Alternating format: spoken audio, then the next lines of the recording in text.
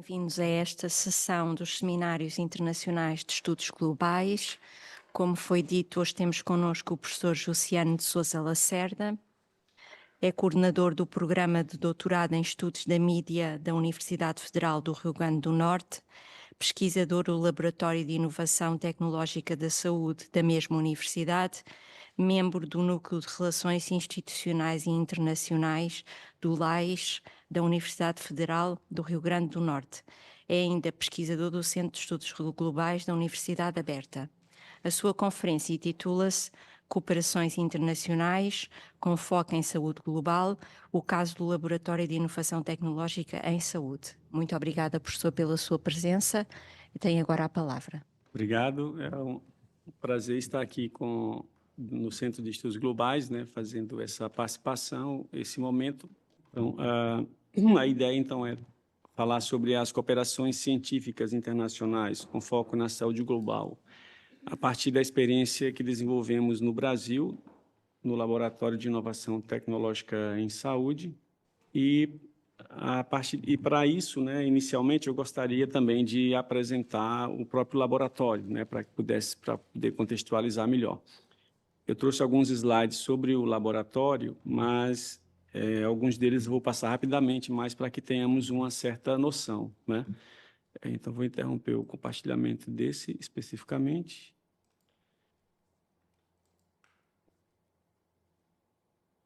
Primeiro tenho que mudar. Porque colocamos na janela compartilhada. Mas o professor pode compartilhar e acho que depois dá para alterar.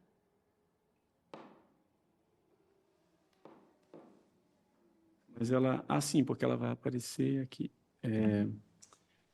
ESC, né?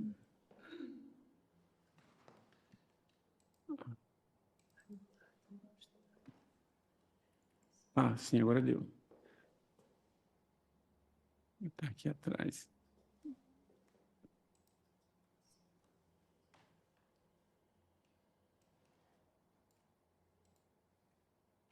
Isso.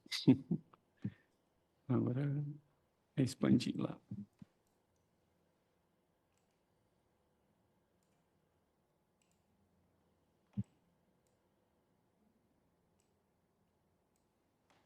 Okay.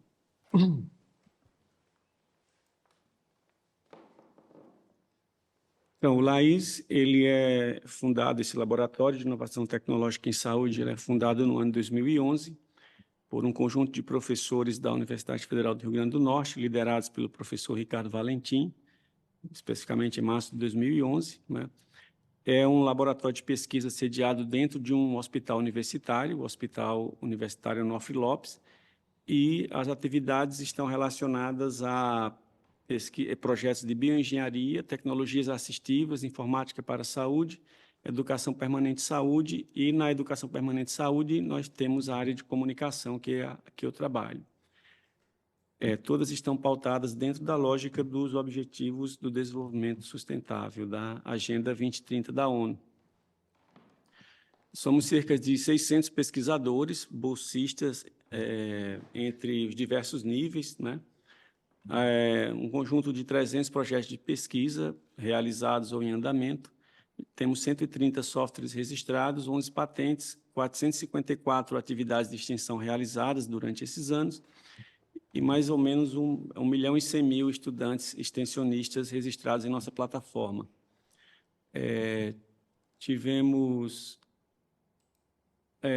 Temos mais ou menos uns 390 artigos publicados, né? Entre esse, foi capa da The Lancet no ano passado, né? Da pesquisa do projeto Sífilis Não, mas também na BMC Public Health, BMC Neurology, BMJ Open, Plus One, Frontiers Medicine, Frontiers Public Health, né? Então, são artigos que foram desenvolvidos a partir das pesquisas que temos desenvolvido no laboratório. No nosso foco está no ODS 3, Saúde e Bem-Estar, Qualidade da Educação, número 4, e o 17, Parcerias e Meios de Implementação, que envolve justamente a questão das cooperações internacionais. Esse quadro eu vou pular, porque eu vou especificar ele na outra apresentação.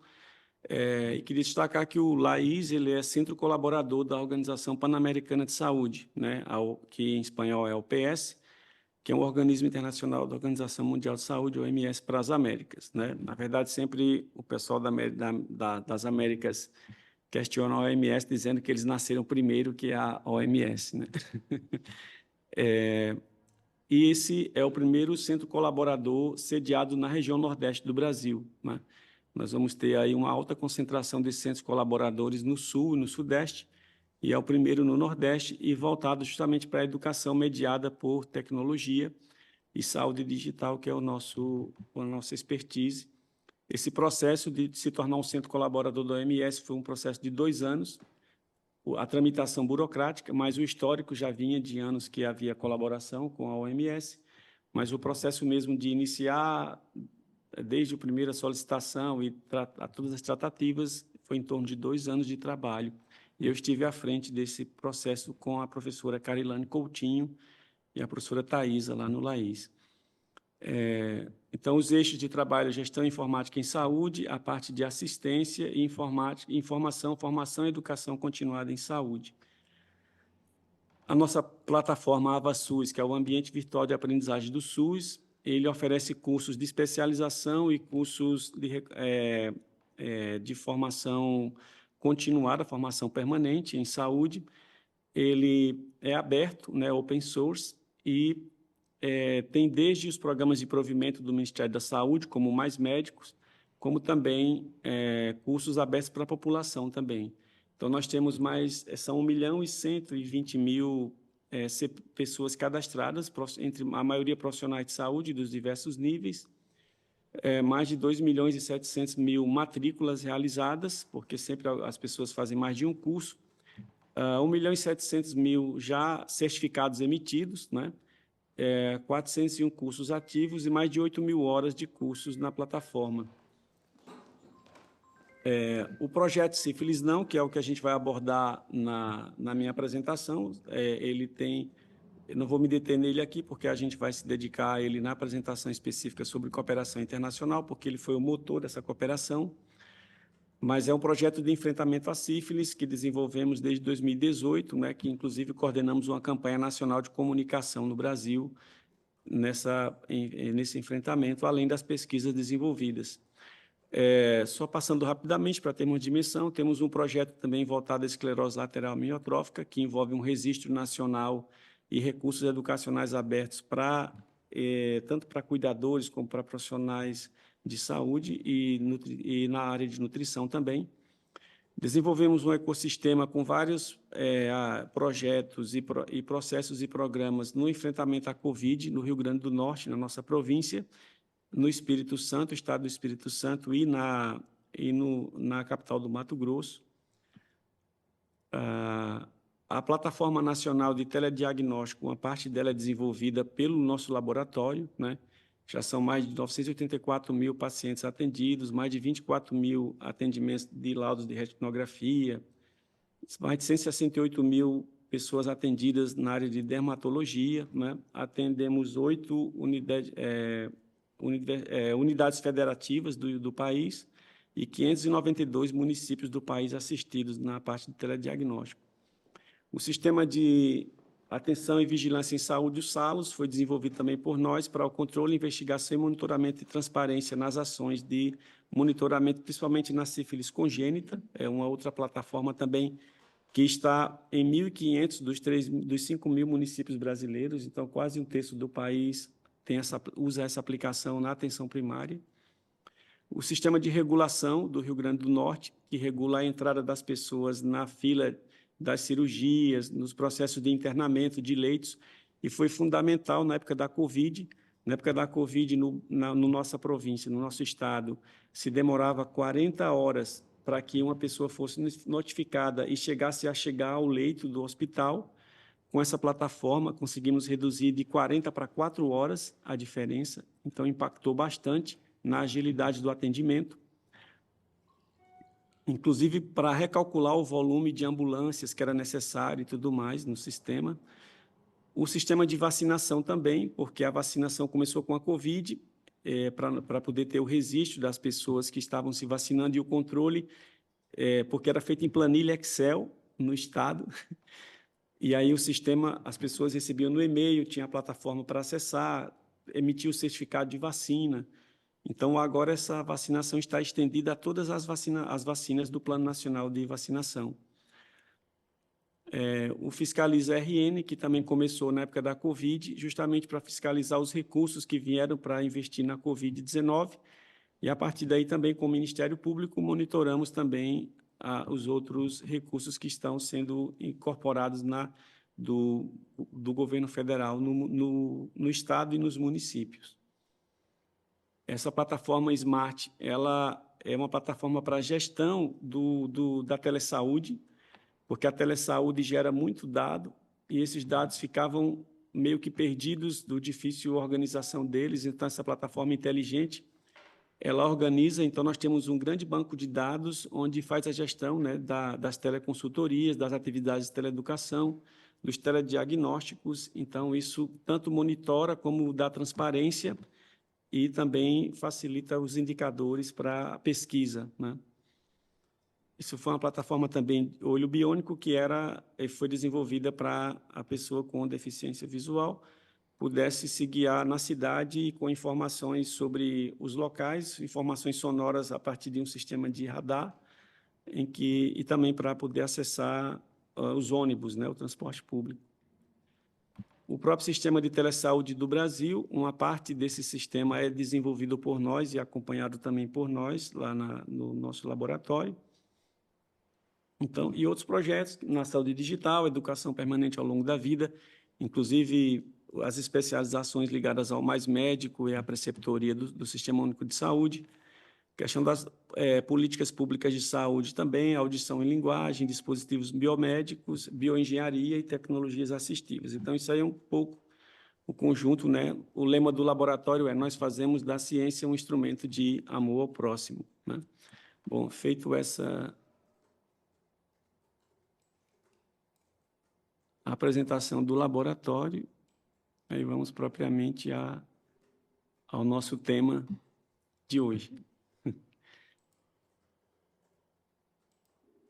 Acho que ele vai desaparecer um pouco mais, né?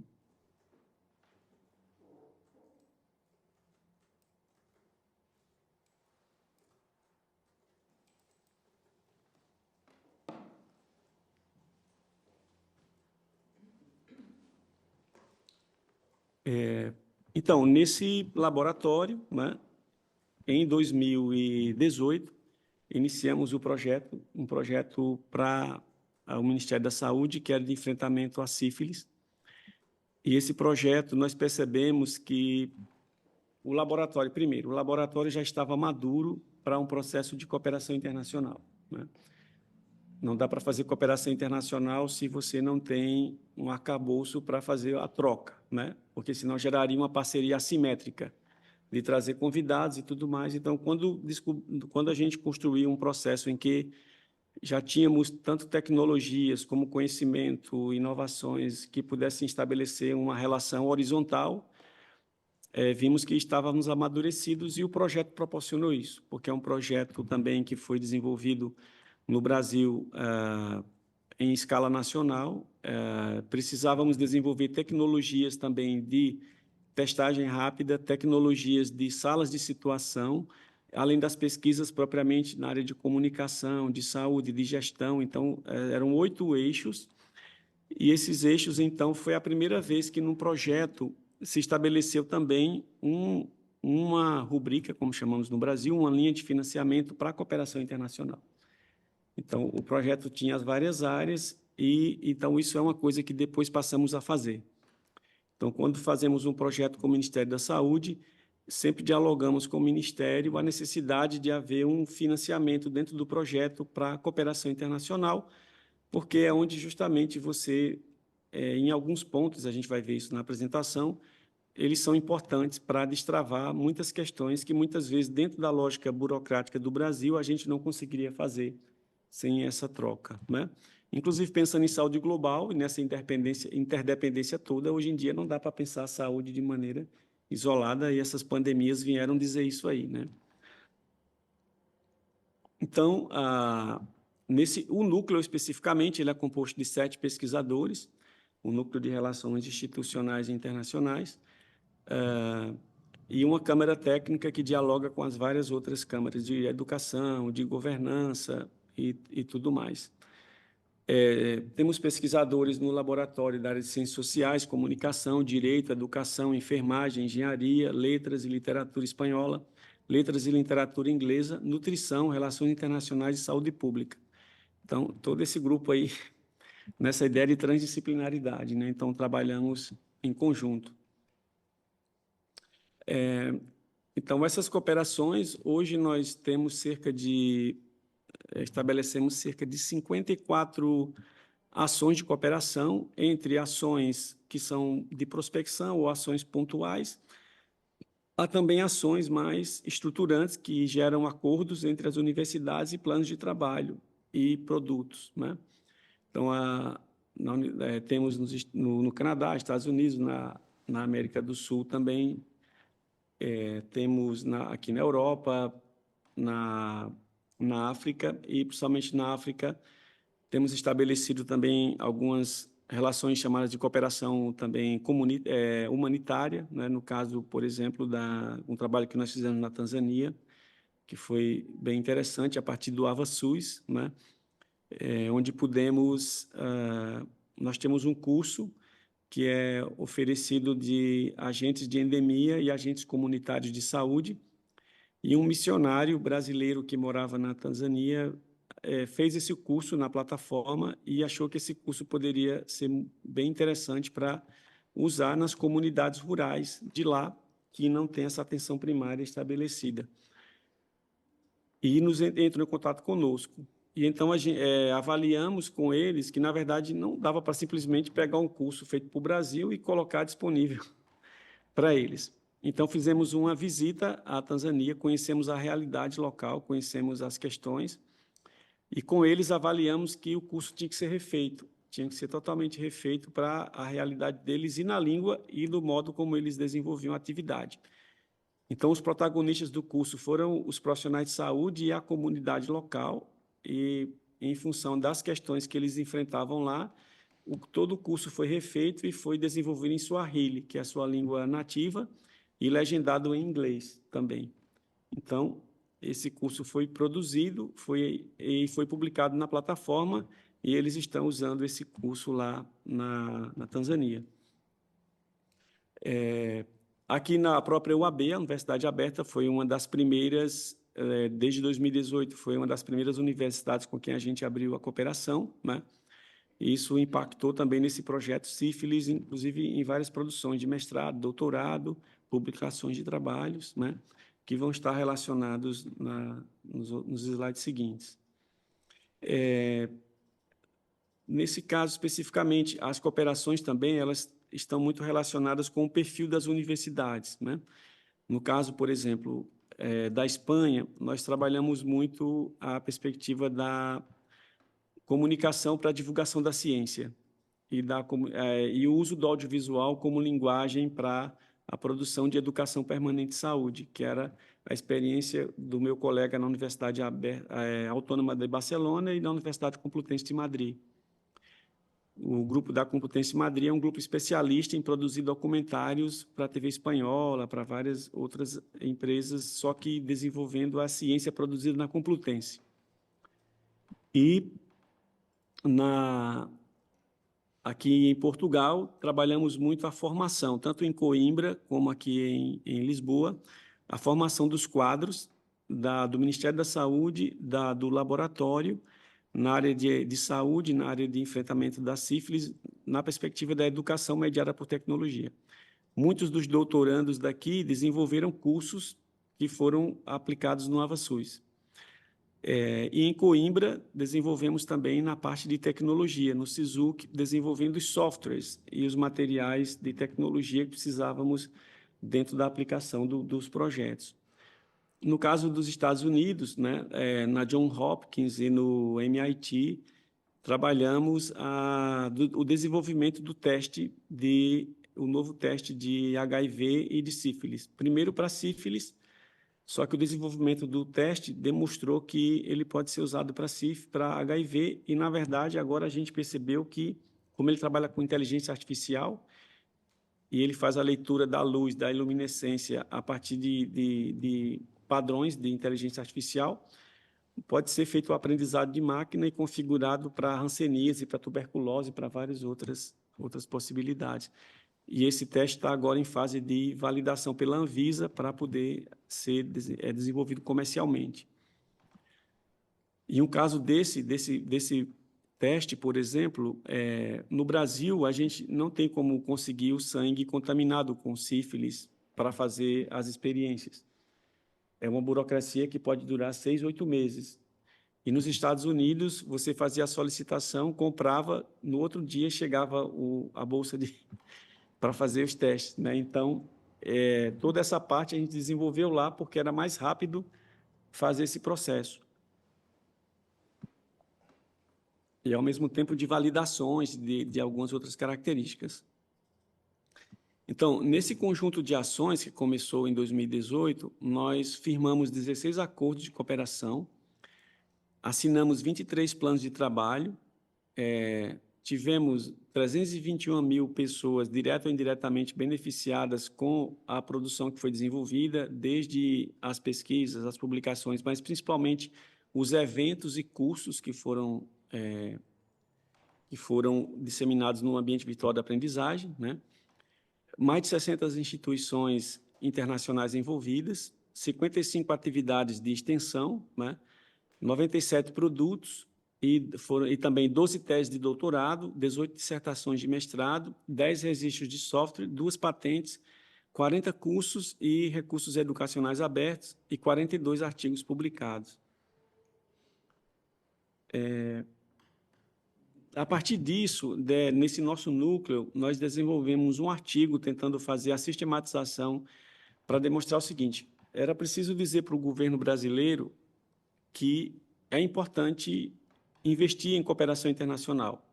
Então, para isso, nós queríamos demonstrar, com base em evidências, qual foi o impacto dessa cooperação internacional nos resultados desse projeto especificamente, e aí nos demais que a gente vem desenvolvendo, mas a partir do projeto Sífilis Não, que foi esse projeto nacional de enfrentamento à sífilis congênita e adquirida no Brasil. Esse artigo vai ser publicado na Global Health Economics and Sustainability. E a ideia foi justamente desenvolver um framework que pudesse fazer a medição do desempenho dessas cooperações, né? A ideia é que, como é que podemos ver a questão da dimensão técnico-científica, a dimensão do investimento que foi aplicado financeiramente, o recurso financeiro, e relacionar com os produtos e o impacto que se teve. E esse impacto em termos de aprendizado, dos stakeholders envolvidos, os resultados alcançados, a sustentabilidade dessas ações, em que medida essas ações são sustentáveis, né? Os recursos que foram investidos e os processos que foram desenvolvidos. Também, esse projeto ele ajudou a desenvolver vários processos.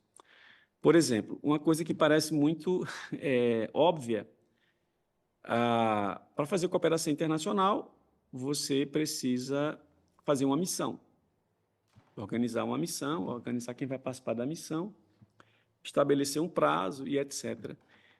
E o que acontecia geralmente na nossa prática de universidade? Às vezes você vai para um congresso, vai para uma atividade e você simplesmente faz um pedido, faz um documento qualquer, coloca um anexo, um convite, alguma coisa e tal, pede o financiamento, quando ele é autorizado, você pega o seu passaporte pessoal, particular, faz a atividade, vai lá participar, às vezes faz alguma foto, alguma coisa e tal,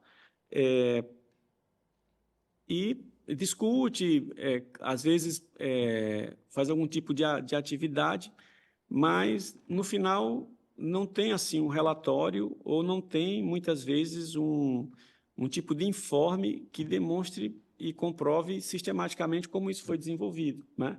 Então, o que acontece? Cada missão é meio que ad hoc, ela acontece com a característica dela própria.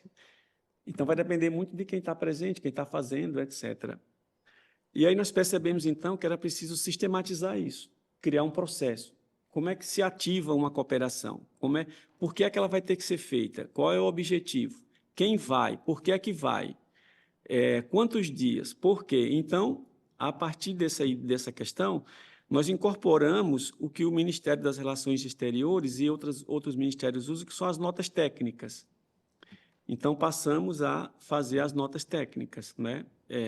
Onde a nota técnica dizia que projeto estava financiando, qual era o objeto daquela missão, que tipo de missão era, se era de prospecção, um primeiro contato, se era já de um acordo assinado para desenvolver uma atividade específica. Então, a gente fez as características, né? Qual era o objetivo, qual é o contexto daquela missão, como ela se contextualiza, quais são os objetivos específicos, que atividades vão ser realizadas, quais são os resultados esperados, quem são os participantes da missão, qual o seu perfil, quem vai chefiar a delegação da missão e quem vai receber, quais são os professores ou organizações que vão receber com o contato devido à informação. Então, a gente padronizamos esse processo, né? Agora, nós criamos um sistema, o CIRI, onde todos esses processos agora vão ser alimentados no sistema. Então, quando eu quiser fazer uma missão, eu disparo essa missão no sistema, crio o primeiro documento, esse documento tramita e, no final, eu preencho o relatório, coloco também no documento, de maneira que, ao final, o sistema também gere os próprios indicadores, e não a gente tem que calcular os indicadores manualmente. Então, a ideia é que o sistema ele vai tanto ajudar a construir a missão, monitorar a missão, identificar os resultados e depois fazer toda a análise do impacto dessa missão em relação aos projetos que estão desenvolvidos. Então, esse sistema está praticamente finalizado, estamos agora só validando alguns elementos para colocar ele no ar, mas já fizemos o registro de software e tudo mais. E esse sistema resultou justamente desse aprendizado, né, com esse processo. Um outro processo, né, a Thaisa Lima, que é uma servidora do Ministério da Saúde, ela integrou a nossa equipe do laboratório e ela tem o doutorado dela é justamente em cooperação internacional na área de saúde. Então, Thaisa nos ajudou a organizar o nosso núcleo de relações internacionais e também os procedimentos. E um deles foi o passaporte oficial, porque nós viajávamos com o nosso passaporte pessoal nas missões, né? Então, como nós somos professores universitários, somos servidores públicos, nós podemos solicitar o passaporte oficial pelo Ministério das Relações Exteriores, que é uma forma que é gratuita. No Brasil, a gente não paga o passaporte, e é um passaporte que é o terceiro nível dos passaportes, né? Então, tem os do governo, tem o passaporte dos embaixadores e tem o terceiro, que é esse nosso. Com esse passaporte, por exemplo, eu pude tirar, e outros colegas também tiraram o visto norte-americano A2 para pesquisador. Então, quando a gente vai a missões nos Estados Unidos, nós entramos com o visto A2, né? Então, isso facilita muito o trabalho, a chegada, né, e as trocas. E essas solicitações têm um formulário específico e nós organizamos esse processo. Então, todos os nossos pesquisadores, quem não tem o passaporte e vai participar de uma missão, nós já abrimos o processo junto ao Ministério das Relações Exteriores e fazemos a solicitação do passaporte oficial, para justamente poder ter essa relação.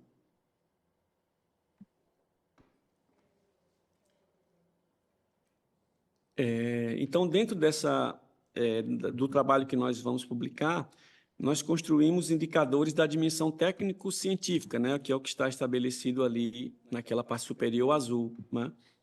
Então, nesses indicadores, quantos acordos de cooperação se desenvolve em um projeto unicamente. Então, o projeto tem uma inversão X de recurso. Em relação proporcional a esse recurso, quantos acordos de cooperação esse projeto desenvolveu, né, assinados? Quantos planos de trabalho, né? Então, no projeto Sífilis, especificamente, foram 14 acordos e 14 planos de trabalho. Quantas missões de cooperação foram desenvolvidas no período? Né? Período de 5 anos, então foram 94 missões, tanto do Brasil para os outros países, como de convidados que vieram para o Brasil. Instituições internacionais envolvidas em atividades de cooperação, então foram 48. Instituições brasileiras envolvidas nas atividades de cooperação, 27. Atividades de extensão internacionais, ou seja, os eventos acadêmicos que foram resultantes disparados durante esse processo, foram 54. Missões de cooperação realizadas em mais de uma instituição, quando a missão acontecia durante um período em 2 ou 3 universidades, né? Então, foram 18. Na dimensão do investimento, nós fizemos o cálculo, investimento por participante beneficiado nas ações de atividades de cooperação internacional, o investimento por número de instituições participantes, investimento por número de missões de cooperação técnico-científica, investimento por acordos de cooperação firmados. Então, 14 acordos, o investimento, 1.642.000, dividido, então, foi dar 327 mil dólares por acordo. Então, aí vai se fazendo investimento em planos de trabalho, em número de participantes, né? No final, quando a gente vê o número de participantes, a gente vai ter aí, em reais, 509 reais por participante, né? E 101 dólares, né? E em cooperações, 1.600.000 reais, 327 mil dólares. Investimento por participante em eventos internacionais promovidos, né? Investimento por participante brasileiro e estrangeiro nas missões internacionais. Então, aí você vai podendo fazer esses cálculos para fazer, ver em que impacta, né, na dimensão do investimento a cooperação. Então, o indicador, então, que foi construído para a dimensão do impacto, né, os participantes em eventos internacionais promovidos pelo projeto foram 14.000, colaboradores participantes brasileiros e estrangeiros nas missões, né, entre pesquisadores pós-doutorado, doutorado, mestrado, iniciação científica. Nós tivemos estudantes de iniciação científica participando de missões internacionais. Isso impacta muito na formação deles, né, abre os horizontes, assim. Produção de artigos também, na construção de artigos. Nós fizemos experiências de imersão, porque, às vezes, para escrever os artigos, principalmente no processo do meio para o fim, precisava disparar vários artigos. E o pesquisador, no seu dia a dia, no meio de tanta coisa, é muito difícil você se concentrar só numa coisa para fechar o texto. Então, nós trouxemos um conjunto de pesquisadores, fizemos uma imersão em Coimbra de 15 dias, 15, 20 dias, e todos trabalhando 8 horas por dia nesses produtos, em núcleos, pesquisadores disparadores dos artigos, ao redor de mais outros, e a cada 3 dias fazíamos rodadas de acompanhamento por núcleo, para saber em que fase estava o artigo. De maneira que, em 20 dias, nós tínhamos ali mais ou menos 20 artigos na fase de discussão, já com metodologia, resultados. Aí, quando chegava na fase de discussão, a gente levou esses artigos para outros colegas convidados, e aí leva um tempo maior, 2, 3 meses de burilamento e de aperfeiçoamento do artigo, mas, no final, rendeu 40 e poucos artigos no conjunto, né? Sem esse movimento de imersão, ali teria sido impossível um volume tão grande de artigos dentro de um ano, né? no mesmo ano. Então, os profissionais de estágio pós-doutoral foram 5, né? Em doutorado, tivemos 4, naquele momento, porque ainda temos 2 ou 3 também que estão concluindo agora os processos. E de graduação, na época, 2. E o interessante, os beneficiados, no total, 60.000 pessoas, né, beneficiadas direta ou indiretamente com esse investimento em cooperação internacional. Na dimensão dos produtos, né, tivemos um prêmio, o Internal Council of Distance, o prêmio que é da ICDE, né, do ICDE.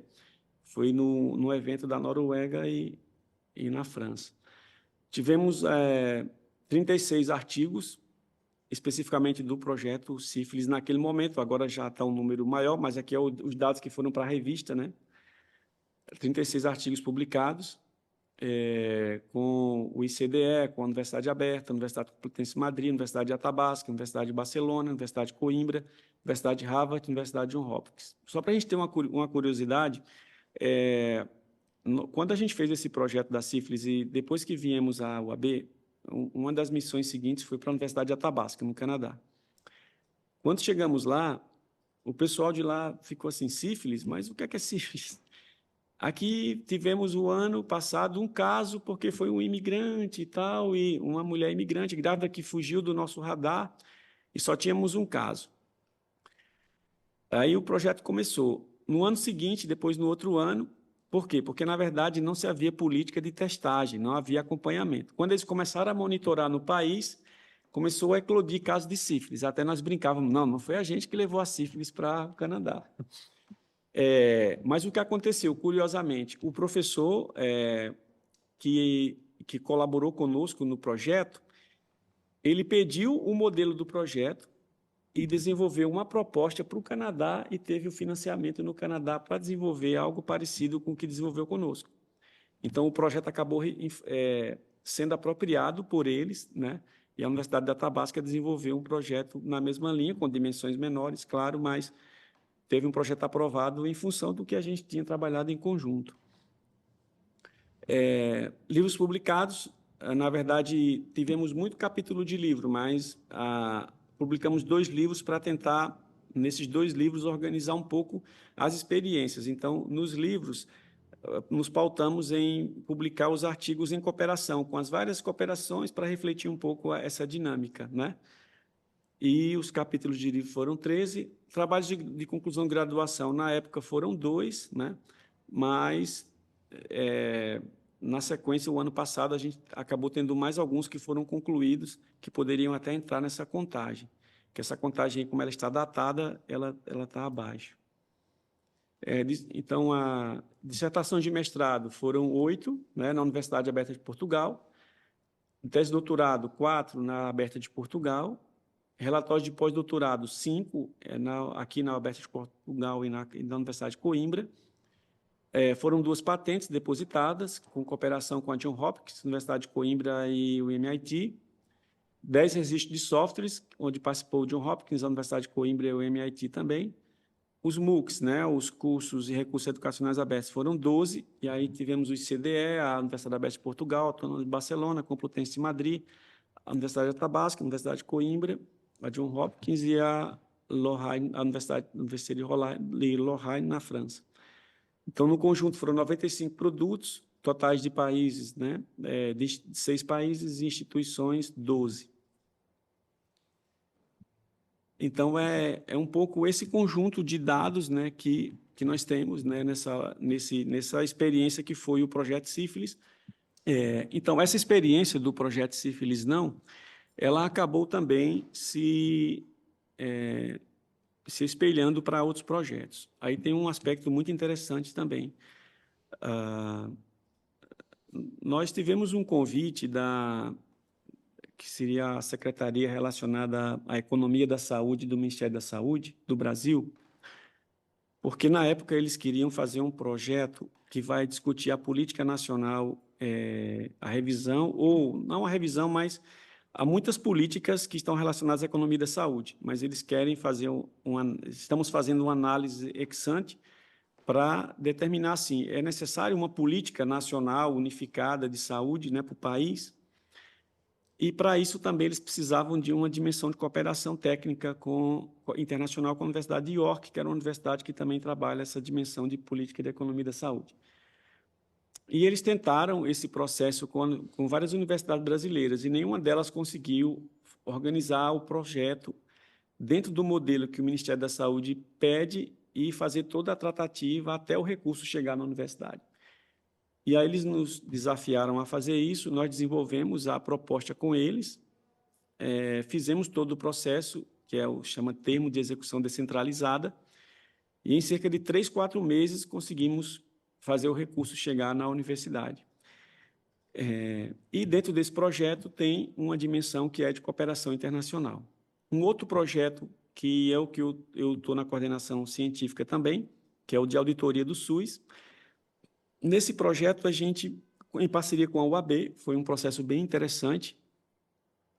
Nós fizemos da seguinte forma: a auditoria do SUS necessitava de uma formação nacional para o Sistema Nacional de Auditoria, o SNA, que são os auditores que trabalham averiguando a implementação dos recursos e a qualidade desses recursos financeiros em todo o país, dos programas e projetos do Ministério da Saúde, né? Mas também tem no nível estadual e no nível dos municípios. Então, esse Sistema Nacional de Auditoria é muito grande. Eles estão fazendo um processo de inovação que nós estamos participando também, que é de desenvolvimento de sistemas para que essa auditoria seja mais efetiva em termos... Hoje em dia, ela era feita em termos de amostragem. Você suspeitava que um determinado processo estaria com problemas e elege aquele, mas existem um monte que não eram observados. Então, todo o sistema de documentação, de notas fiscais, de processos, todos do Brasil todo está sendo alimentado num sistema e está sendo desenvolvido com inteligência artificial para fazer esse rastreio, monitoramento e o sistema indicar quando é que um processo pode estar com problemas e merece ser analisado. Então, paralelo a esse desenvolvimento, que conta com 6 universidades brasileiras, inclusive a nossa, eles queriam também fazer uma formação para desenvolver os auditores em termos de criar um núcleo de pensamento que pudesse constituir um pensamento científico com base em evidência na área de auditoria. Então, esse foi o projeto que nós desenvolvemos com eles, que envolve a formação de 5 doutores do Sistema Nacional dos Auditores Federais, 30 mestrados, no mestrado que nós desenvolvemos lá de Gestão e Inovação em Saúde, e nesse caso são para os servidores federais que estão nos estados, e 400 vagas de especialização em auditoria, que também era oferecida para os estados e municípios. Então, nós desenvolvemos o projeto de maneira que viemos aqui na UAB com o auditor-geral, fizemos um memorando de entendimento entre o LAIS, a UAB e a Auditoria do SUS. Disso, desenvolvemos o projeto e o termo de execução descentralizada. E aí, como fazer... E aí foi um aprendizado do Projeto Sífilis. No Projeto Sífilis, nós formamos 15 doutores ligados ao Ministério da Saúde e também da universidade, porque é na ideia de política de que você vai desenvolver um projeto ou uma política, você também precisa qualificar os trabalhadores. E a formação do mestrado e doutorado cabe muito bem nesse sentido. Então, a formação desses 15 doutores e mestres, que foram 8 doutores e 7 mestres, na UAB em Coimbra, no primeiro projeto, ele foi meio tácito. A gente teve as indicações dos pesquisadores, ou dos profissionais que iam participar, eles submeteram o processo de seleção aqui na universidade. Tivemos um encontro inicial de apresentação das propostas, mas depois que eles foram aprovados, fizemos um outro encontro. Só que a gente notou que havia muita disparidade entre todos os participantes, né? Então, teve gente que foi muito rapidinho e fez o processo nos 3 anos, tranquilamente, teve mais gente que teve mais dificuldade. Também a questão dos professores conhecerem o processo, né? O que é esses projetos, como é que é isso, o que é essa cooperação.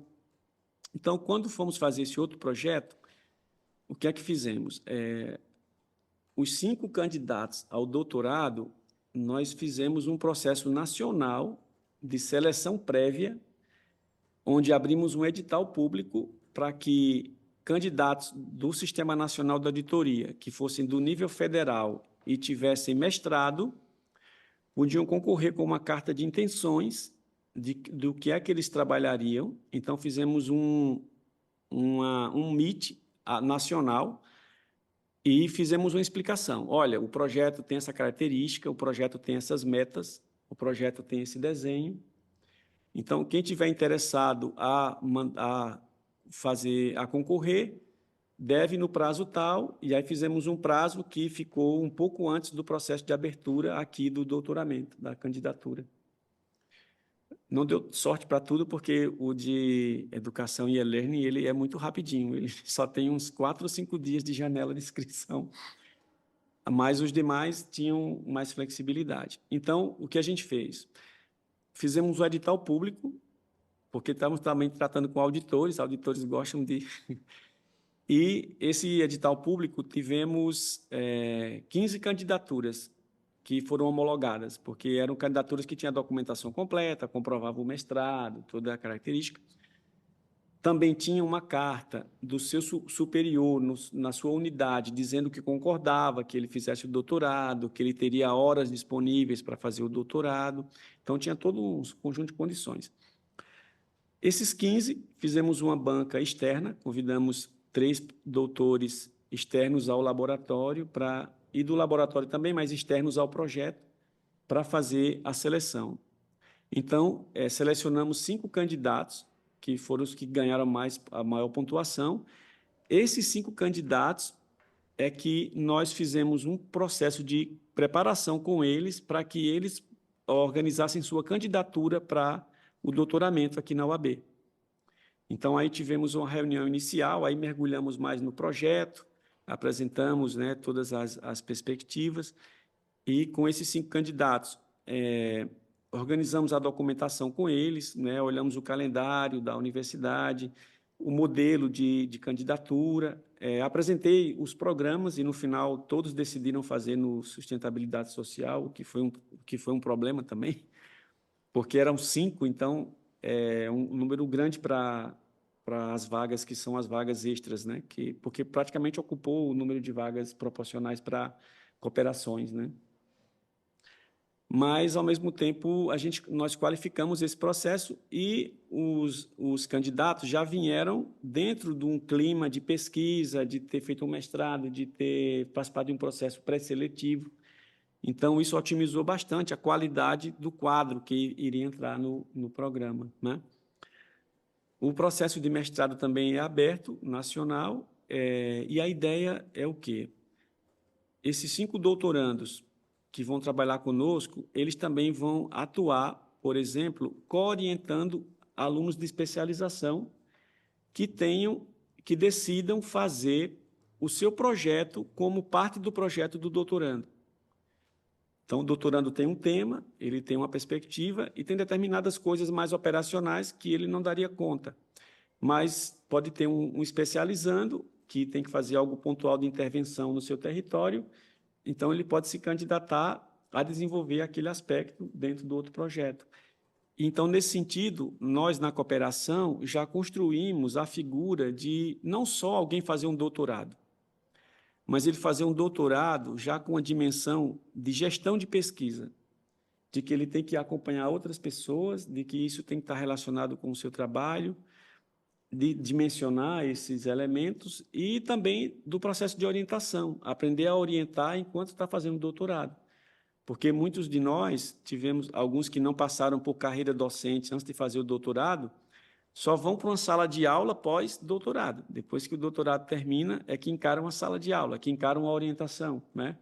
Eu estudei na Unicinos e eu tive uma professora que ela muito inteligente, mas ela fez a graduação, emendou com o mestrado, emendou com o doutorado em Londres, e quando voltou para lá, as primeiras pessoas que ela orientou na vida já foi como professora. Então, né, ela aprendeu enquanto orientava ali. Num processo como esse, você, na formação do doutorado, já vai dando esse potencial para o doutorando orientar um TCC de especialização. Então, ele já vai ganhando um pouco essa experiência. Ao mesmo tempo, essa ideia de dentro de um projeto, e aí envolvendo a cooperação internacional, que envolve o quê? A possibilidade de co-orientadores, tanto do projeto como da universidade, e a participação também de outros convidados em função dos produtos que vão ser desenvolvidos. Então, se vamos desenvolver artigos, então, nesses artigos entram principalmente o orientador e os co-orientadores, mas se convida outros pesquisadores para debater o texto, para discutir, para participar da qualificação desse trabalho. E aí nós envolvemos essa rede que nós já temos de cooperações, então convidamos colegas que já estão cooperando conosco para essa participação, ou convidamos também colegas que vemos o potencial para ser um possível colaborador futuro, já convidamos para o artigo, aí vemos ali o desempenho, o desenvolvimento dele, a abertura e o modo de trabalhar também, né? Por quê? Porque nós temos trabalhado muito, e isso é interessante, né? Dentro da lógica de cooperação, que é uma lógica de cooperação mais que os autores brasileiros falam assim, né? Existe o modelo cooperação Norte-Sul, que foi aquele tradicional de transferência, né? O Norte sabe e vai ensinar o Sul, e aquela lógica Sul-Sul, que é de iguais, em que todo mundo vai compartilhar o que sabe e aprender junto, produzir coisas novas. Então, o que a gente conseguiu fazer foi aplicar a lógica Sul-Sul na lógica Norte-Sul. Então, atuando com as universidades do Norte, a gente coopera com a Escola de Saúde Pública de Harvard, com o professor Rifat Antum. Eu me dei com ele lá em Natal, assim, tomando uma cerveja e conversando as questões que a gente estava. Ninguém chega assim, tipo, eu sou pesquisador de tal lugar, né? Não tem essa relação de que ninguém vai impor o seu modelo, impor a sua forma de trabalhar, mas a gente vai encontrar uma forma conjunta de trabalhar, de respeito. E também no laboratório, o que é interessante também é que as áreas de conhecimento também não estabelecem hierarquias. Então, o que acontece? No Brasil, historicamente, né, as primeiras pessoas formadas eram médicos e advogados. Então, ficaram chamados de doutor, né? Não, só tem a graduação, mas chamado de doutor. Doutor, chama o médico de doutor e o advogado de doutor-advogado, né? E, historicamente, há um pouco essa carga na área de saúde. Muitas vezes, o médico quer se impor numa unidade de saúde como sendo aquela referência. Não se estabelece com iguais, com o psicólogo, com o enfermeiro, né?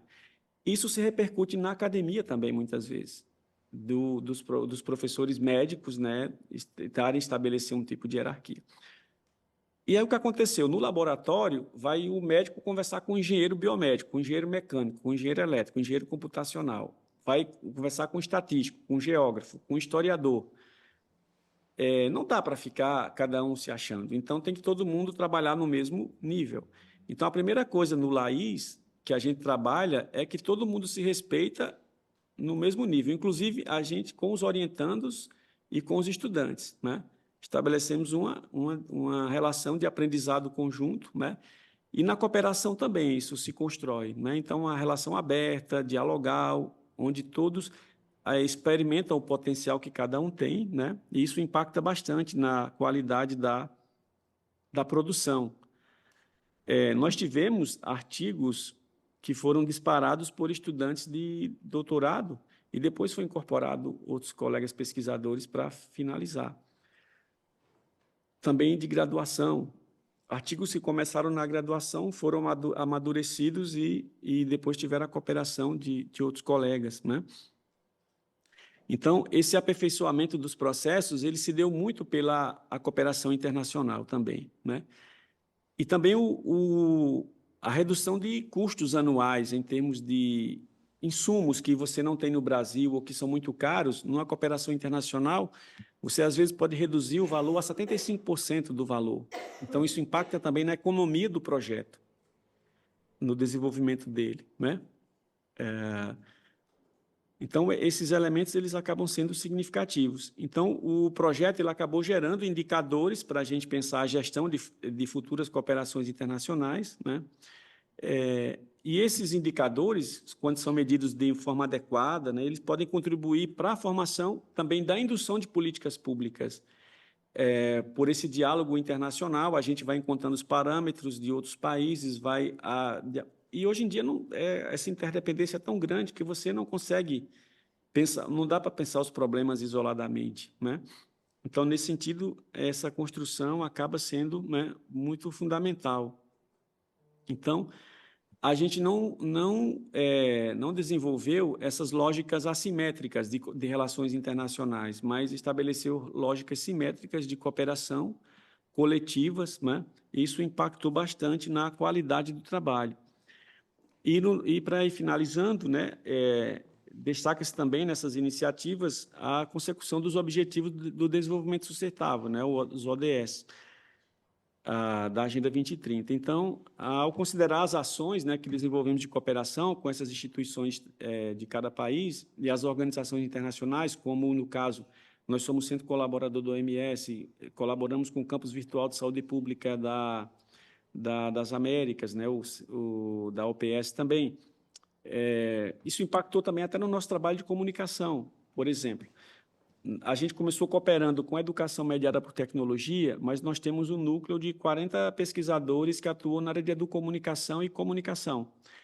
Então, o campus, eles iam fazer o seu planejamento de comunicação e iam contratar uma agência de publicidade. E, na conversa sobre a cooperação em educação, o diretor do campus perguntou: Jussiano, e você faz o quê? Eu disse: eu trabalho com comunicação. Ele disse: será que vocês assumiriam fazer o planejamento de comunicação do campus virtual? Eu disse: a gente assume. E aí fizemos uma carta-acordo e um projeto menor para desenvolver o planejamento de comunicação do campus virtual, né?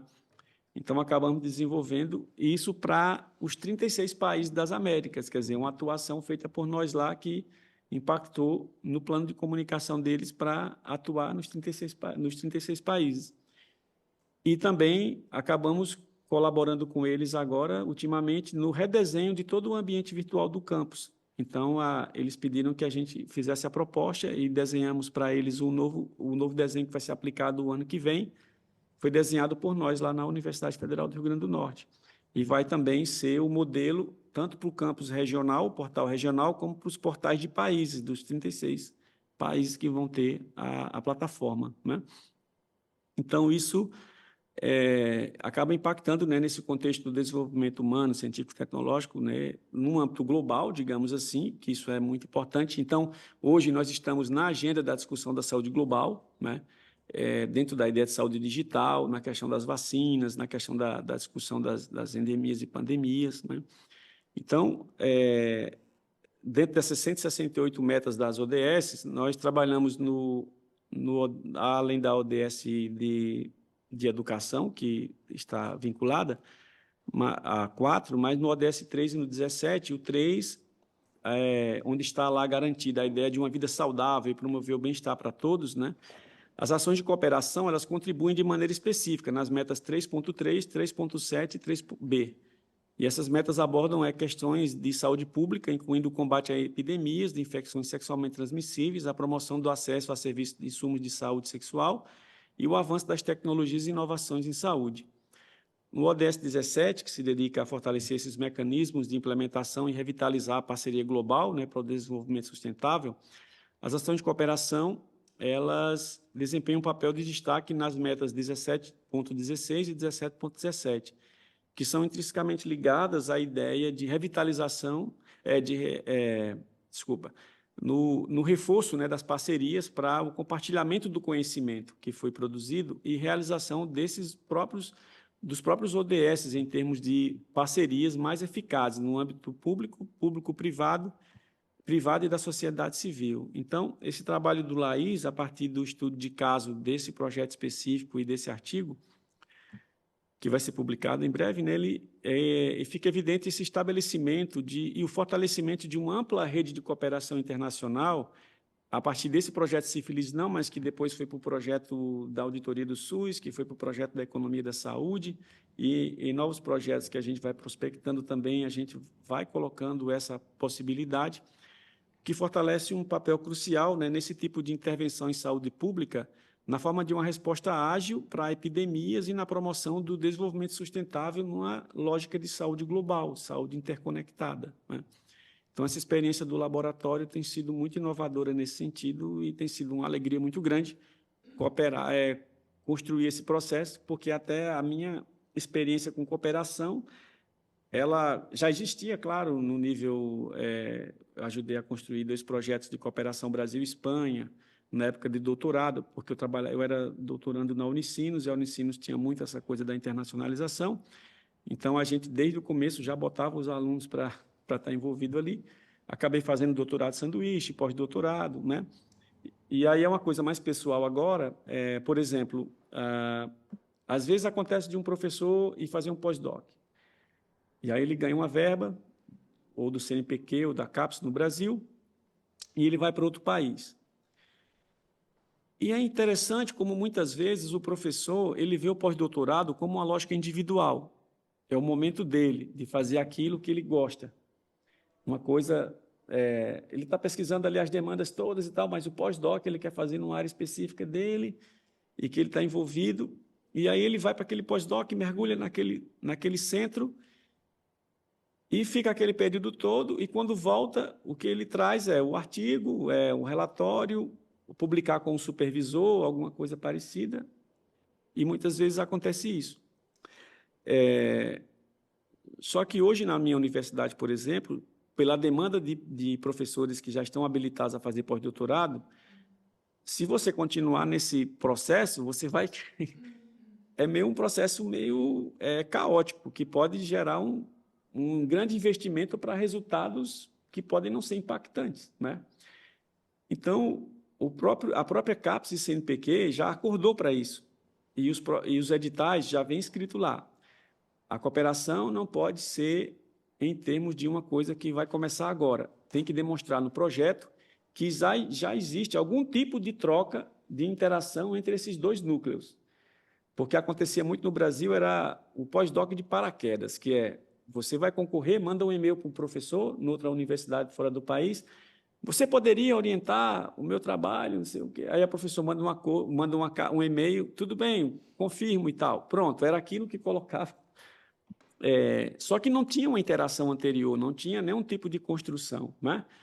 Quando eu fui fazer o meu pós-doutorado na UAB, em Barcelona, o professor com quem eu fui trabalhar, ele foi meu professor no mestrado em 2001. A gente tinha 20 anos de trocas. Quer dizer, agora já são 20 anos, na época era 17. E aí, no meu projeto, eu fiz um histórico, o que a gente fez junto, o que a gente publicou, e o que é que a gente ia fazer junto agora. Só que o que aconteceu? Eu fui para lá, também fiz um acordo de cooperação entre a UAB e a minha universidade, eu fiz um plano de trabalho, eu percebi que eu ia ter uma orientanda nova de doutorado e percebi a cotutela que poderia ser feita, então fiz um acordo de cotutela, já que eu estava já na Espanha, e aí a minha orientanda no Brasil ficou com o meu supervisor na Espanha e ela fez o doutorado com dupla titulação. Participei de bancas, fui participar de encontros com outros colegas que eu já conhecia e aproveitei lá em Sevilha para aproximar um colega da Complutense com um colega que ele não conhecia de Barcelona, que resultou num congresso que realizamos agora lá em Madrid, semana passada. Isso foi de um evento onde nos encontramos em Sevilha, em 2018 e 2017, e isso resultou em uma cooperação de 5 anos, né? Então, quando você vê que você não está isolado e que você está sendo ali um canal para vários fluxos de sua universidade, do seu grupo de pesquisa, do seu núcleo. Então, você tem que estar atento a essas conexões que podem ser feitas enquanto você está no outro país, né? Então, construir essas redes, construir essas articulações, né? Agora mesmo lá em Madrid, eu estava no evento, mas ao mesmo tempo conversando com os colegas, o que é que a gente pode fazer junto? Quais são os nossos perfis, né? Eu já fiz propaganda do Centro de Estudos Globais, já disse, olha, pessoal da Federal do Espírito Santo, tem um centro lá em Lisboa, tem uma linha que envolve a ideia de saúde que a gente pode fortalecer, então, quem sabe na próxima chamada que houver do centro, a gente já faz uma vinculação. Então, você começa a ser meio que o embaixador daqueles lugares que você representa, do seu laboratório, dos laboratórios parceiros, dos centros. Então, onde você chega, você é a cara de tudo isso. Então, você tem que estar conectado e ver, opa, essa conversa aqui com esse colega pode dar uma perspectiva com esse tema ou com esse grupo. E aí começa a fazer essas conexões. E isso a gente tem feito muito no laboratório, né, no LAIS, buscado esses aspectos de que essa interconexão entre os processos, em cruzar e, ao mesmo tempo, esse conjunto de colegas com quem vamos colaborando, eles acabam também transitando de projeto em projeto e fortalecendo outras perspectivas. Também não ficam nas suas caixas ali, né? Então, então esse é um processo que eu acredito que é muito produtivo, né? De se desenvolver. E aí queria compartilhar um pouco hoje aqui com o grupo, né? Sobre a nossa experiência. Que é isso, obrigado. Muito obrigada, professor Jussiano, por esta excelente apresentação, por esta partilha essencialmente de boas práticas que nos traz aqui no âmbito da cooperação, e neste contexto iria destacar algumas ideias da sua apresentação que me pareceram relevantes. E a primeira é mesmo esta de falar de um tema como a cooperação internacional a partir de um caso de estudo. De um caso de estudo concreto e de um caso de estudo que é um caso de estudo de sucesso, que é a ação do vosso laboratório. Pelo aquilo que nos mostrou hoje aqui, tem vários projetos de sucesso, que além disso vão permitindo aperfeiçoar os projetos futuros. Portanto, isso parece-me um dado muito interessante de como cumulativamente, partindo de projeto em projeto, vão acumulando boas práticas e aproveitando para implementá-las em novos projetos. E esta importância de que falou agora mesmo na parte da conclusão, que me parece muito relevante, que é desta importância das redes e da importância da cooperação e das redes de contactos e de conhecimentos. Efetivamente, no mundo em que nós estamos hoje, é impossível não pensar a importância e a relevância de redes de contacto e de conhecimento. E, portanto, uma ação que seja baseada nestas redes de contactos e conhecimentos parece-me uma ação que é muito mais sólida, que é muito mais proativa e que é muito mais desenvolvida no contexto daquilo que pode ser a ação das instituições. Também um ponto que me pareceu importante foi o ponto de avaliarem o estado do vosso laboratório. Portanto, como é preciso que as instituições estejam num ponto de amadurecimento em que estejam já aptas para poderem cooperar e para poderem trocar de igual para igual com outras instituições. E, portanto, isto parece-me uma noção fundamental, que o intercâmbio seja recíproco, porque se não for recíproco acaba por não ser um intercâmbio justo, não é? Acaba só por favorecer uma parte da instituição, e se as instituições estiverem em si mesmas já num grau de amadurecimento certo, já é possível fazer intercâmbios recíprocos, e efetivamente os intercâmbios recíprocos são aqueles que trazem mais valias para as instituições. Também o facto de ter falado da transdisciplinaridade como base da ação do vosso laboratório eu achei muito interessante. Como o laboratório congrega tantas vertentes científicas e como elas todas podem cooperar. E aqui é que eu gostava também de lhe fazer uma questão.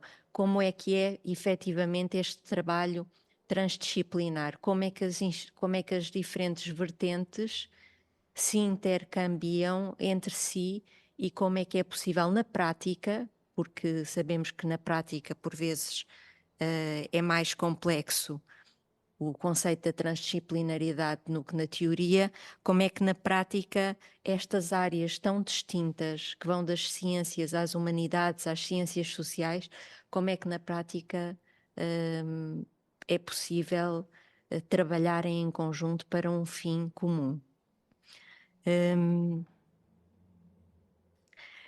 Outra ideia que me pareceu relevante é aproveitarem o perfil concreto das instituições com as quais cooperam para desenvolverem estas mesmas atividades de cooperação.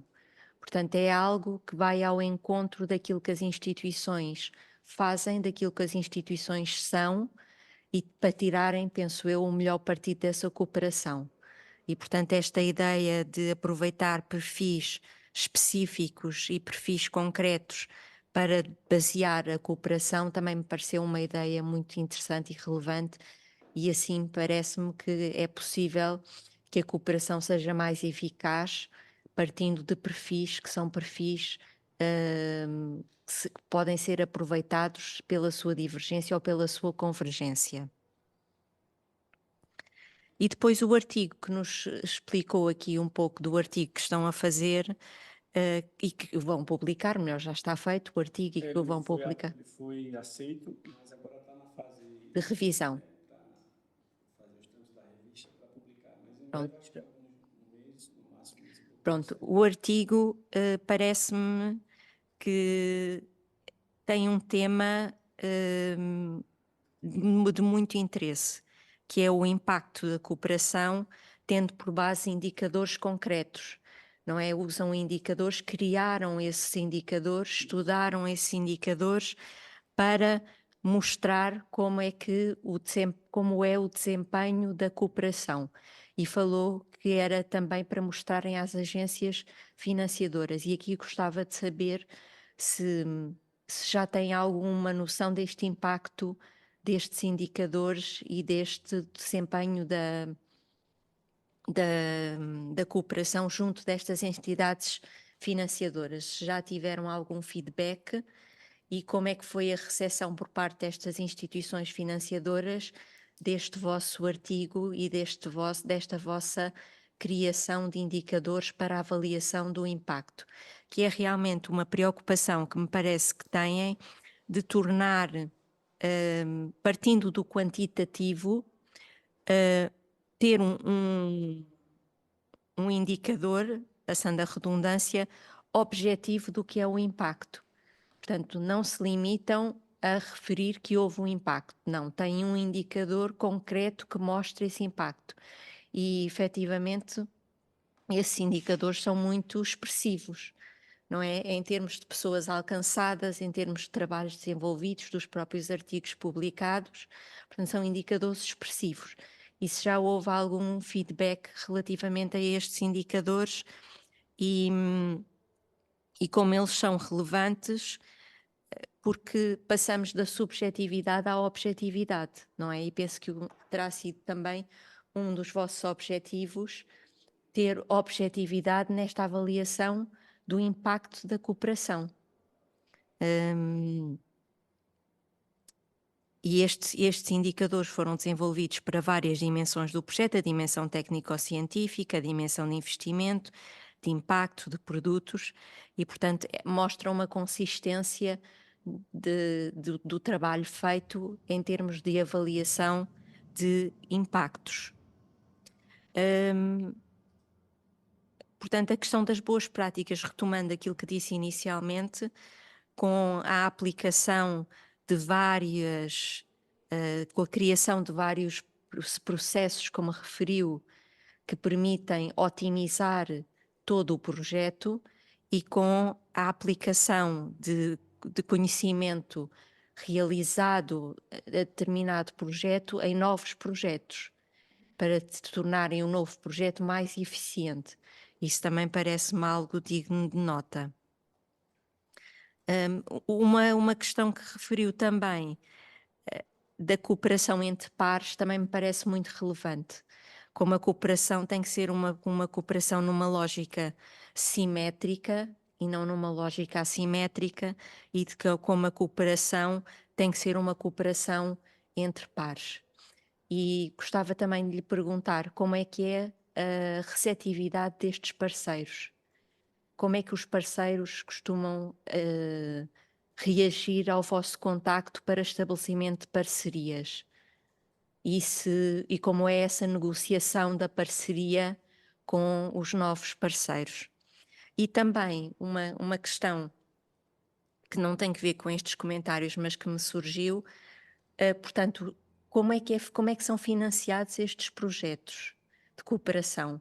Portanto, referiu, penso que quando pensam o projeto, pensam logo uma verba para a cooperação, mas se há outras formas de financiar e este tipo de projetos, se são projetos que têm retorno financeiro ou retorno económico ou social.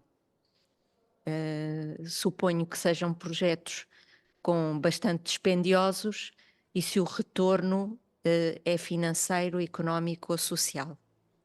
Uma vez mais, muito obrigada pela sua apresentação.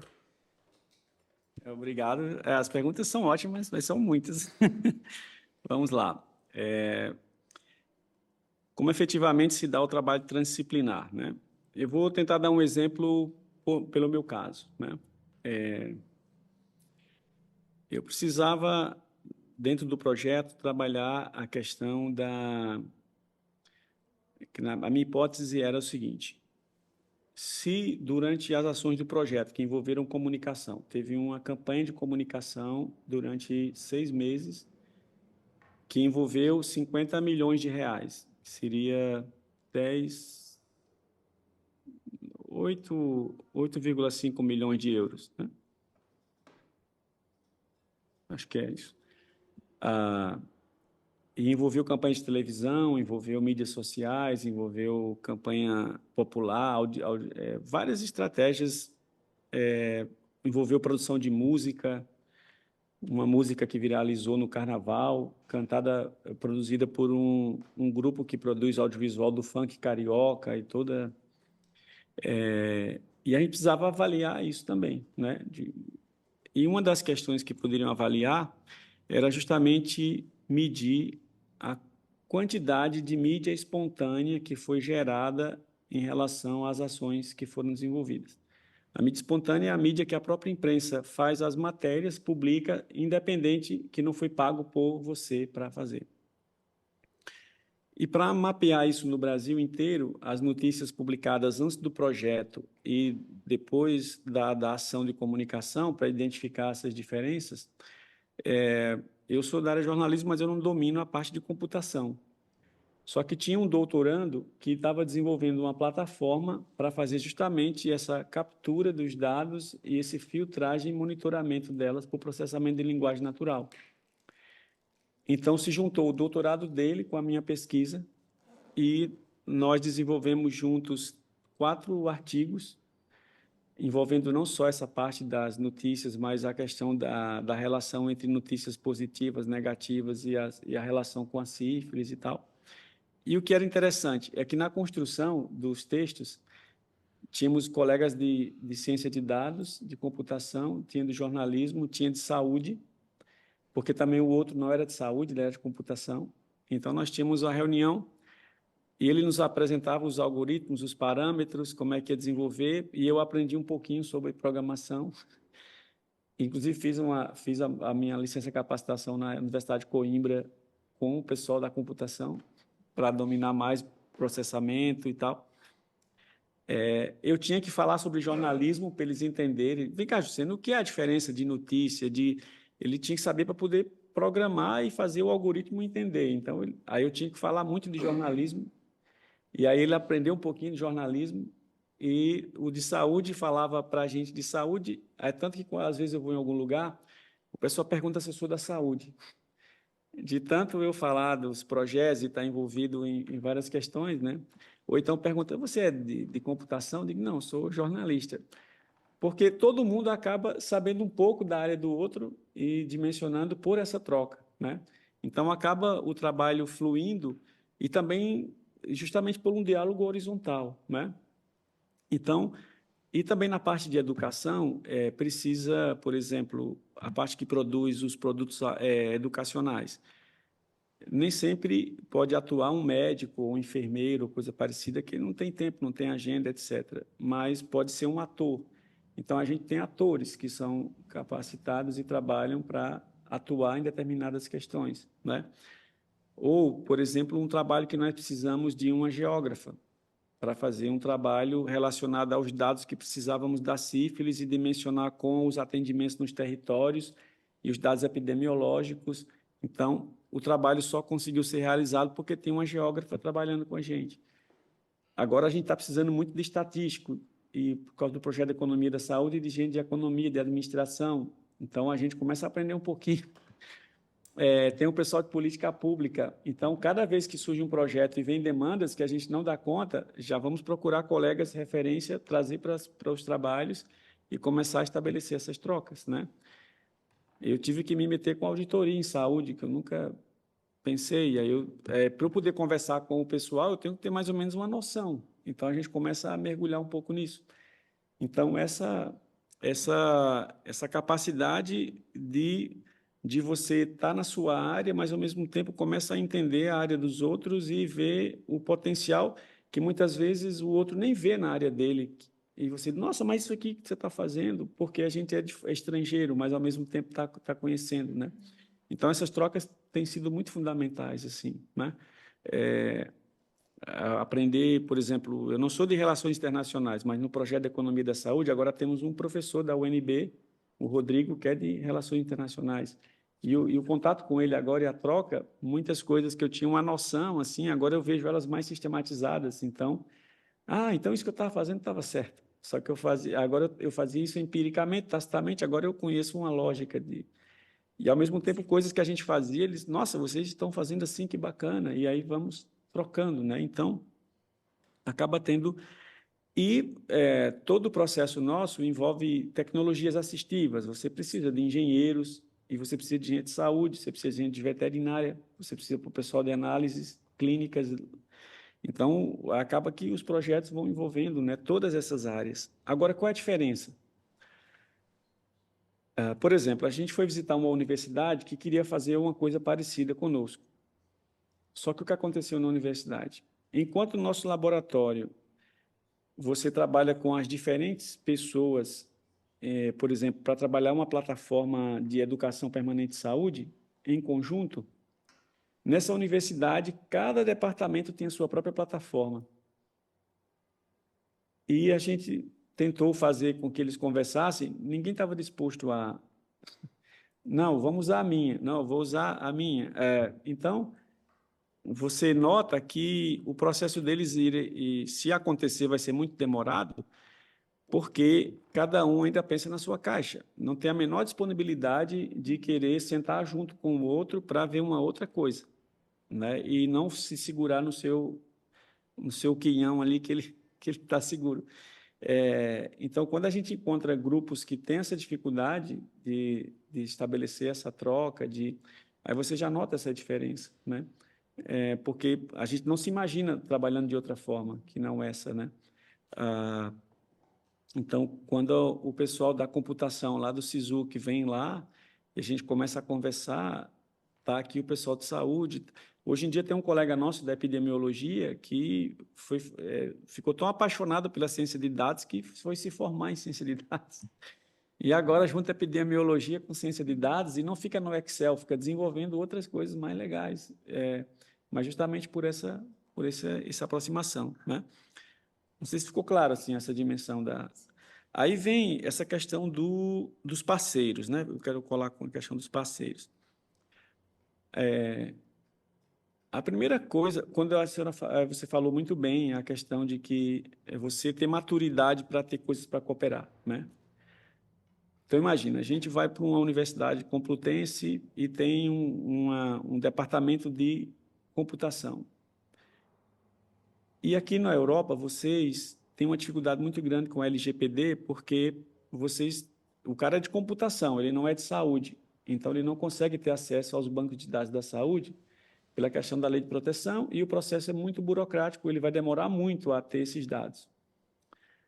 No nosso caso, como nós somos transdisciplinares e a gente trabalha com o Ministério da Saúde, muitos dos bancos de dados do Ministério da Saúde são em conexão conosco.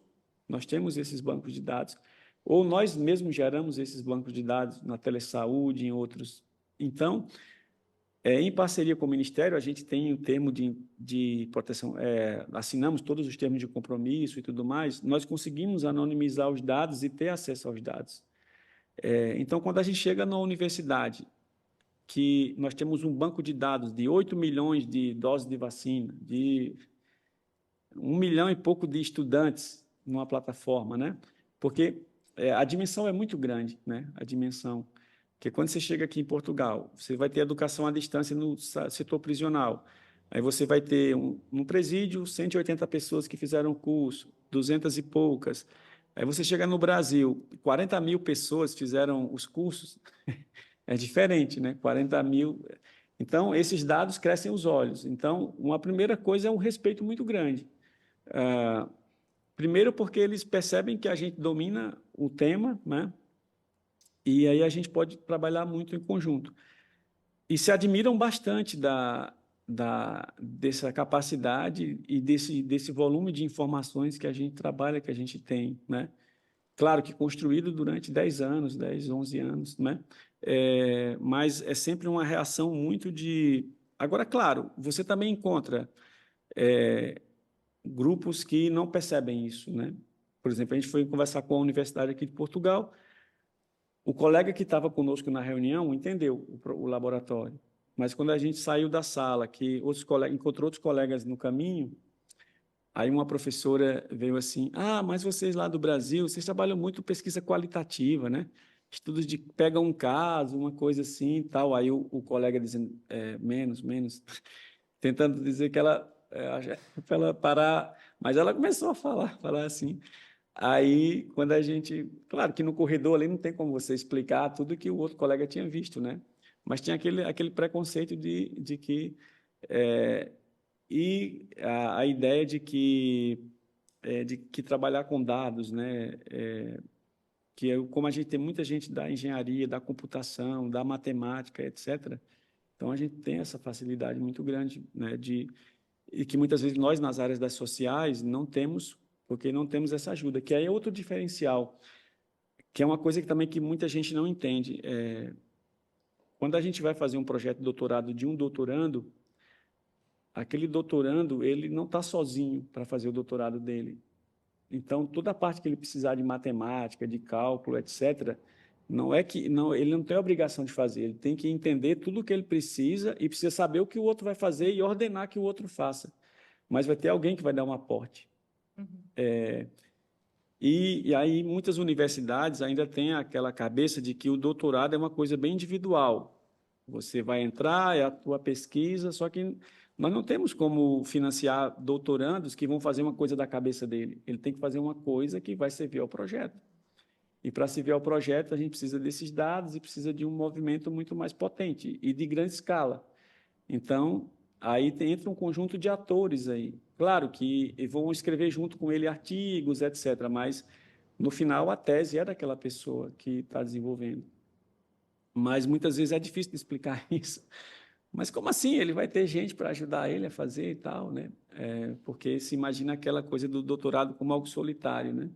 Então, a gente já quebra com isso também, né? E tenta explicar de antemão, até para... Porque muitas vezes o pessoal acha meio estranho, né?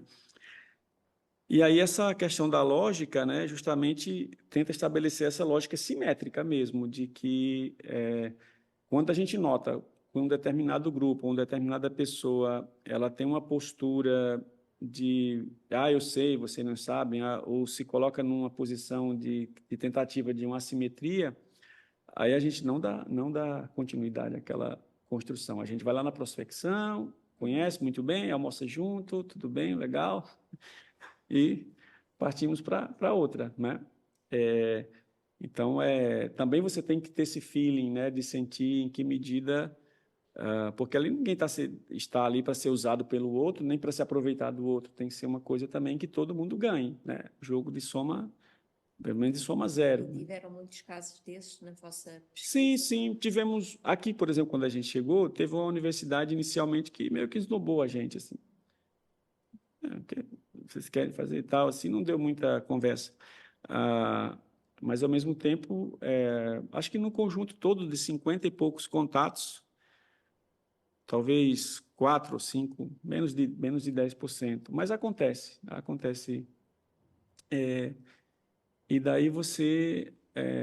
outras vezes até também porque você bate na porta errada, você tem contato... Porque uma vez eu respondi uma pergunta sobre cooperação internacional daquele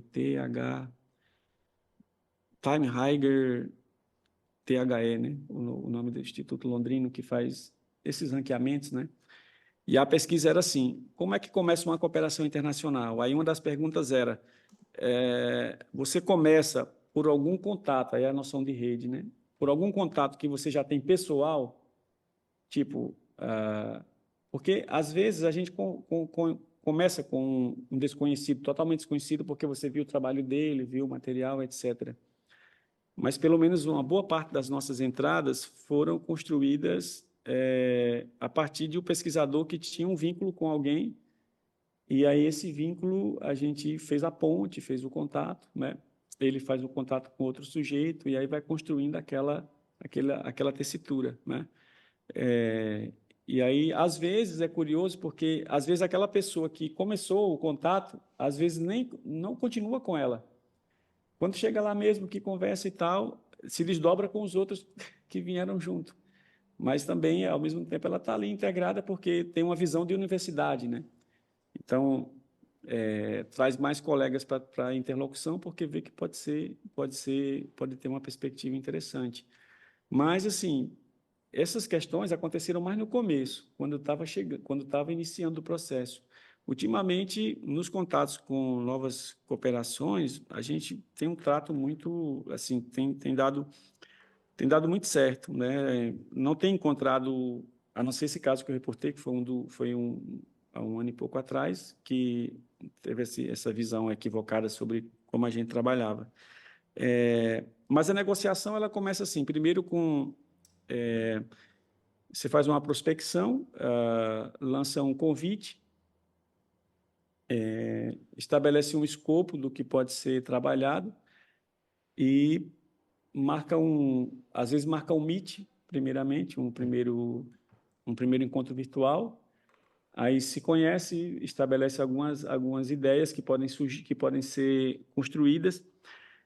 Mas o que a gente percebeu mesmo, assim, nesse aprendizado todo, é que não dá para fechar uma cooperação à distância, online. Ela tem que acontecer, o fato mesmo, em algum momento, tem que ser presencial. É incrível, mas é. A gente estabeleceu uma cooperação com a Universidade Nacional da Colômbia e foi muito curioso porque nós passamos um ano conversando online. E eles propondo algumas questões que queriam trabalhar e tal, até que eles ia ter um evento lá. Eles conseguiram chamar uma parte do nosso grupo, outra parte a gente financiou e a gente foi. Em uma manhã de conversa, a gente entendeu que o que eles queriam não tinha nada a ver com o que a gente tinha entendido.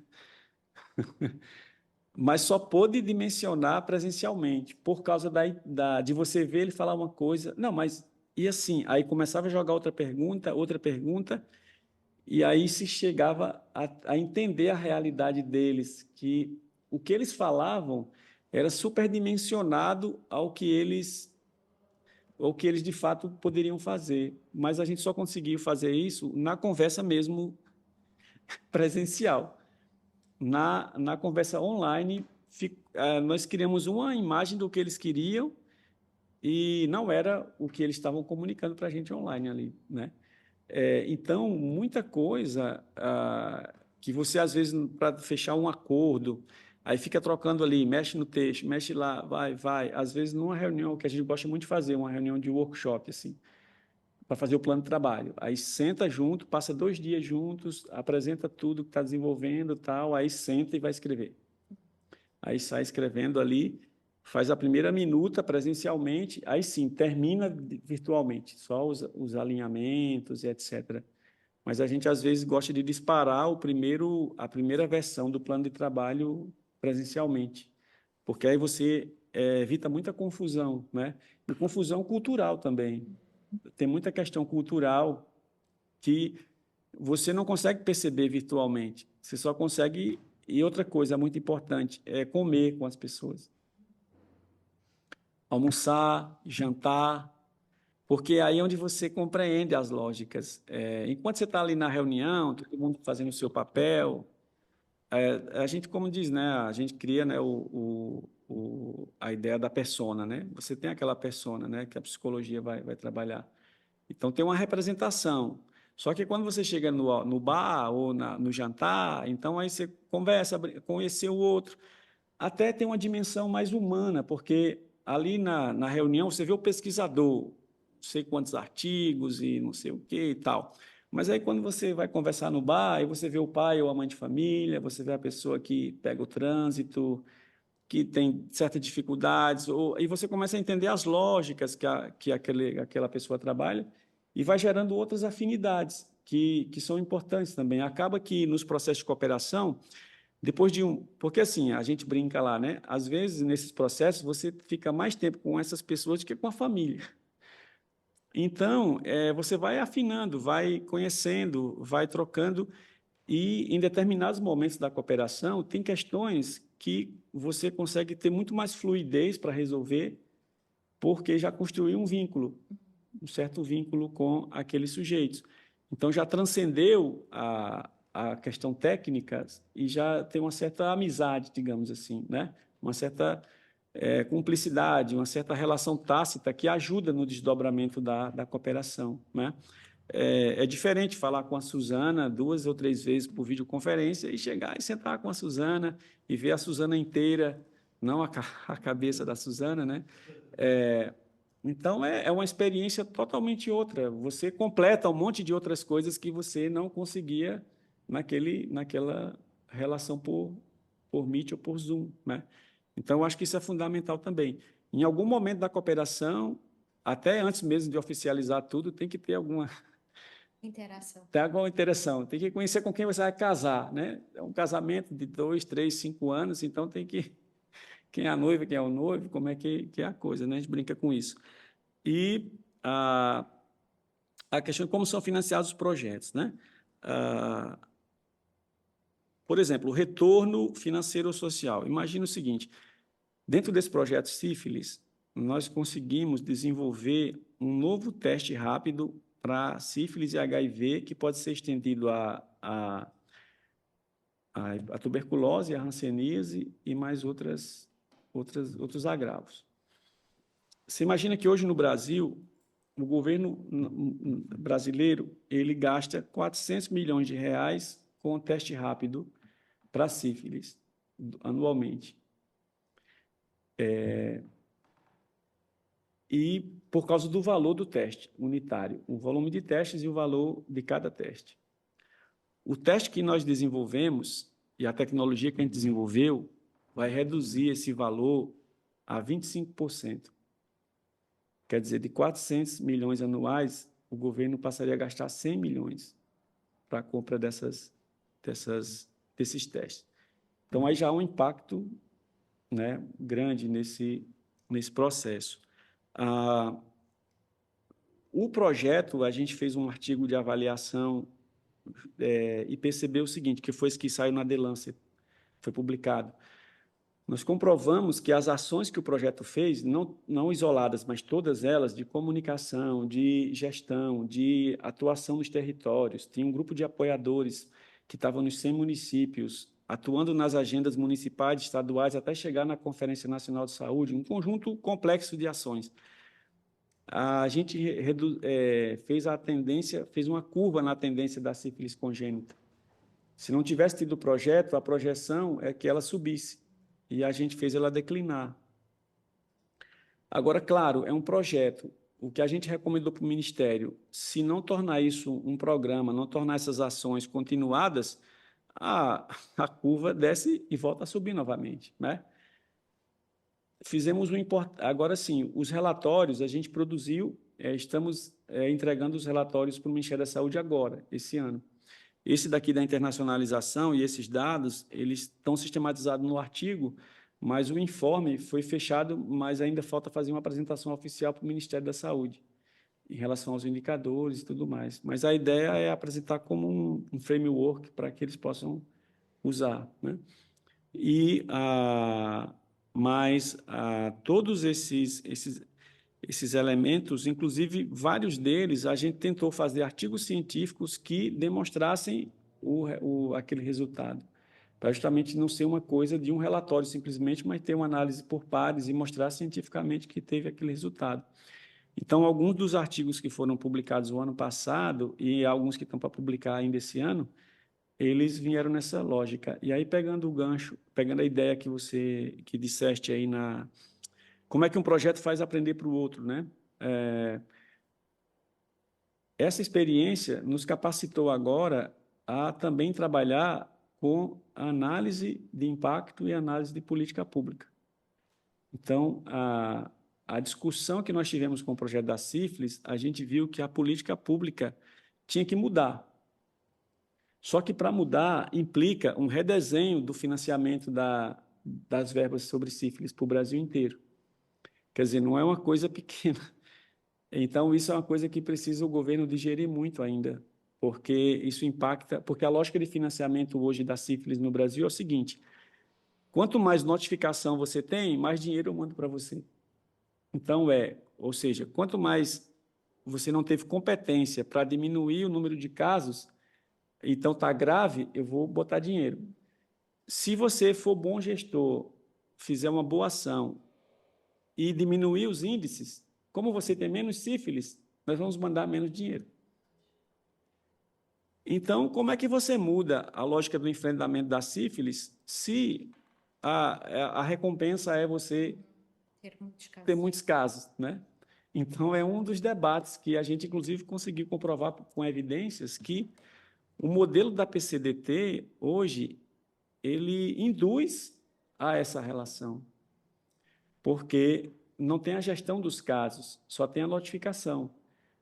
O caso chega ao final, às vezes é curado, mas continua notificado lá como sífilis. Não há no final de dizer assim, bom, esse caso foi resolvido, a pessoa está curada, ou a criança não tem sífilis congênita, vamos finalizar o caso e tirar a notificação. Porque o processo na dúvida, notifique. E aí o profissional olha assim, eu vou notificar. Para aplicar a penicilina, tem que notificar. Só que você notifica, aplica a penicilina e não acompanha muitas vezes, para depois saber fazer um teste novamente na pessoa para saber se... E outra coisa, o nosso teste inovou também pelo seguinte, o nosso teste ele vai ser baseado na bactéria, na presença da bactéria, e não na presença do anticorpo. Porque a presença do anticorpo, que é os testes atuais, eles dão falso positivo. Porque uma pessoa que foi tratada, ela não tem mais a sífilis, mas ela tem o antígeno. Aí vai acusar. Só que você não sabe se aquilo é só o anticorpo ou se é a bactéria. E o nosso teste, como a gente desenvolveu, ele vai identificar a presença da bactéria. Então, ele vai ser tão potente quanto um FTBA, que é o último que é feito e é muito caro, né? Então, o nosso teste vai ser muito baratinho e vai ser feito com a dose de sangue no sistema, como a gente faz o de teste de diabetes, glicemia, né? E o sistema vai receber o dado, vai fazer a leitura e em 15 minutos você vai ter o resultado. Então, tem todo esse conjunto. Só que, com isso, a gente aprendeu que não basta fazer os projetos. É preciso fazer os projetos, ter a devolução e começar a debater a política pública. Então, nos projetos novos que a gente está entrando, a gente já está começando a buscar a gente para trabalhar com a gente essa dimensão da política pública de saúde para cada tema que a gente está entrando, que foi um aprendizado desse outro projeto.